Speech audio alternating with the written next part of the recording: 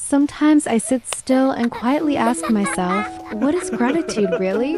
Is it just saying thank you to be polite? Or is it a quiet stream running underneath, feeding the whole soul? In those little pauses of the day, I sometimes imagine tiny 8-second videos of life. A young woman, a young man, a little girl, a little boy. Each one just standing there, breathing, hands folded, smiling softly. And inside, they're connecting with the divine, with heaven and earth, with their ancestors, with their parents, even with the little stones under their feet. That should keep you It warm. sounds simple, Thank but you, it's sweetie. really Have a good day. not that simple at all. I ask myself, who do we give thanks to first? The divine? A higher power? Our country? You are doing a Our great parents? job Or cleaning. ourselves? Then an image appears in my mind. A young woman standing in front of a sunrise sky, hands over her heart, eyes gently closed.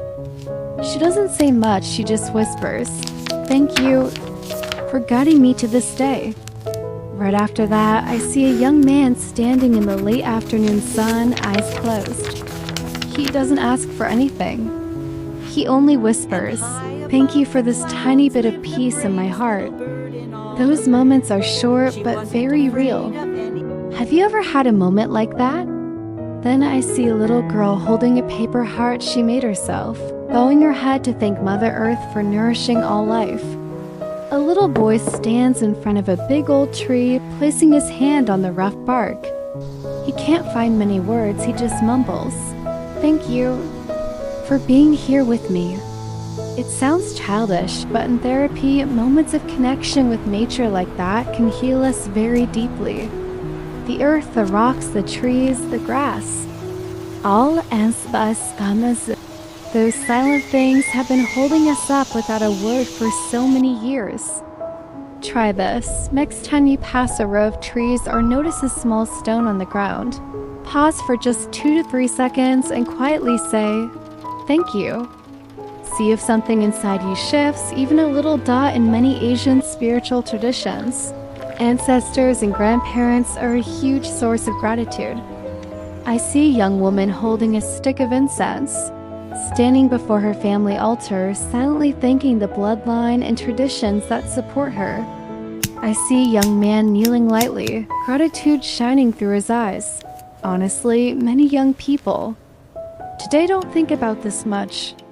But every time we put our hands together in front of a family altar, even awkwardly, we're really speaking to a whole line of people behind us. I am grateful that I get to be a part of you. That sentence can come out a bit stuttered, a bit messy. It doesn't have to be polished to be true. And then, very down to earth, our parents. A little girl hugs her mom tightly, smiling from ear to ear. She doesn't need to say a perfect sentence like, "I'm so grateful for you, Mom." Just hugging and resting her head on her mother's shoulder is enough. A little boy squeezes his father's hand, feeling the warmth of a palm roughened by work. He doesn't talk much, he just whispers, "Thanks for being here, Dad." Psychology calls it secure attachment. Spiritual language calls it the grace of being raised, loved, and protected. Different words, same truth. Our hearts grow up in someone's arms. We should remember and be grateful to those arms. Next come teachers and mentors. I think of a young woman handing flowers to her teacher, grateful for the lessons that opened her mind. I picture a young man bowing his head to his favorite teacher, saying a thank you that's a bit clumsy, a bit repetitive but sincere. "Thank you for not giving up on me, even when I wanted to give up on myself." On a deeper spiritual level, those who open our minds and hearts are like guides sent by the divine. Do you carry gratitude for a teacher, a mentor, someone who lit a light in your life? If you do, maybe tonight, close your eyes, say their name silently, and send them a quiet thank you. Then there is our country, our community, the peacemakers, and the quiet helpers.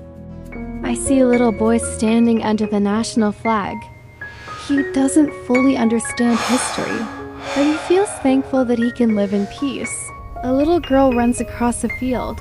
then turns back and smiles with gratitude for her country because she has a blue sky to look at, a school to go to, friends to play with. I see a young man standing still, thankful for soldiers, sanitation workers, nurses, doctors. All the people who work silently so society can function. From the perspective of community psychology, all the people who work silently so society can function. This kind of gratitude helps us be less selfish. We start to feel that we belong to something larger, the body of society, of our country, of humanity. Then there are local spirits, sacred places, invisible energies. A young woman looks quietly at a candle burning in a small temple, thankful for the sacred light guiding your path. A young man stands in front of a little roadside shrine, saying softly, "Thank you for protecting this land, for watching over my steps."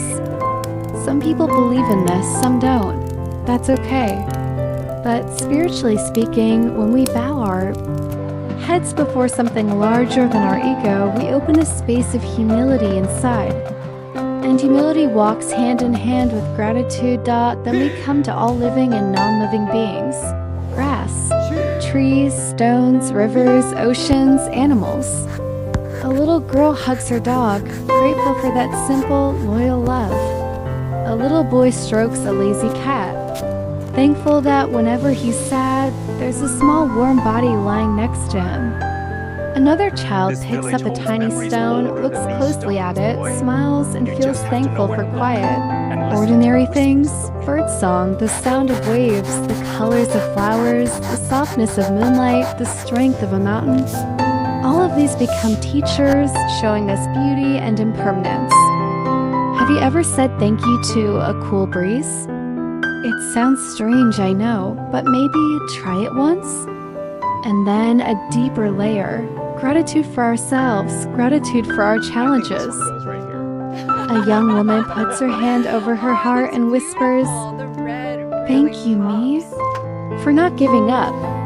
A young man stands in gentle rain, grateful for the hard days that shaped him into who he is now. A little girl thanks her own curiosity for helping her explore the world. A little boy thanks his courage for showing up in difficult moments. Failures, tears, times we fell flat on our faces. At first, we hate them, but later when we look back, we realize, oh, those were the things that helped me grow. The question people often ask is, do I really have to be grateful for my suffering? That sounds so cruel. My answer comes slowly, a bit broken, not right away. Thank you, sweetie. You don't have to force yourself to smile while you're still crying. But when the storm has passed a little, if you can, try looking back and asking, what did this pain teach me? And be grateful. Just for that lesson. Another very subtle layer, being grateful for the present moment, and for prayers that haven't been answered yet. A young woman thanks the higher power for the things she asked for but didn't get because they taught her patience and self-reflection. A young man thanks all the things he's been asking for but still doesn't have, because they are teaching him how to live with not yet. A child is simpler, thank you for the surprises. The gifts I never asked for but still received. Spiritually, the things we ask for but don't receive can sometimes be a hidden protection. Psychologically, they train our muscles of endurance, acceptance, and trust in a process bigger than us. What about you? Are you still angry about some ignored prayers? If you are, that's normal.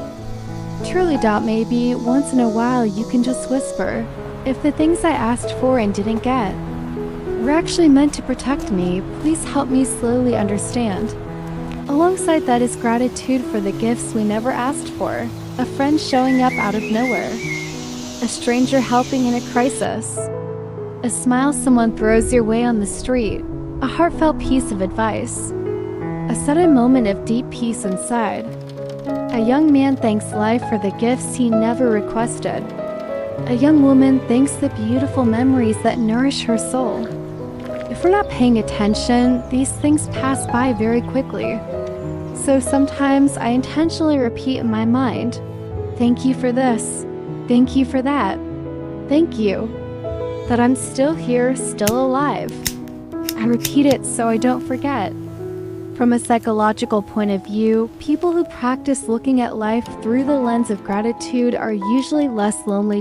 They feel like they're standing inside a web of connection with the divine, with their ancestors, with their parents, with teachers and mentors, with their country, with their community, with the trees, with the animals, even with the tiny stones on the ground.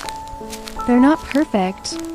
They still complain, still get angry, still have days when they're exhausted and fed up. But deep down, there's a quiet trust. I am not completely alone.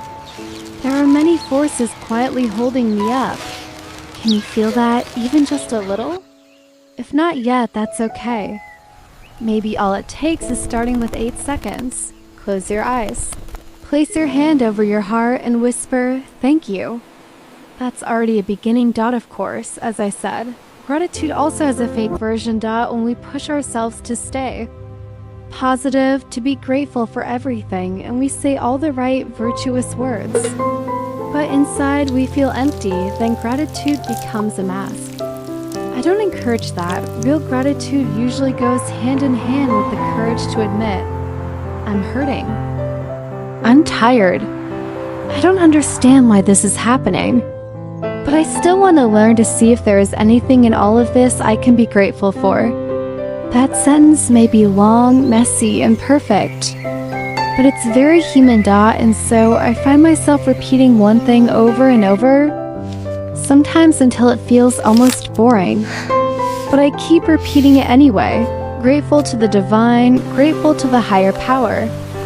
Grateful for my country, grateful for my ancestors. Grateful for my parents, teachers, mentors. Grateful for my community and my benefactors. Grateful for the grass, the stones, all living beings. Grateful for the challenges, grateful to myself for not giving up. Grateful for this present moment just as it is. To conclude, though it's not really a conclusion. For me, gratitude is not an essay we write to sound wise or complete. It's a way of living. We live, then we forget. We forget, then we remember. We remember, then we practice. We practice, then we stumble. Today we might feel deeply grateful. Tomorrow we might be angry, blaming heaven and earth, mad at life, mad at ourselves. And maybe that's okay too. What matters is that every time we calm down, even for just a few seconds, we can still whisper, I want to learn how to be a little more grateful. To the one above, to the people around me, to this life, and to myself. How far we'll get with that, how long it will take, how many tears and how many smiles we'll go through. Maybe that's something you and I and the divine are still slowly discovering together.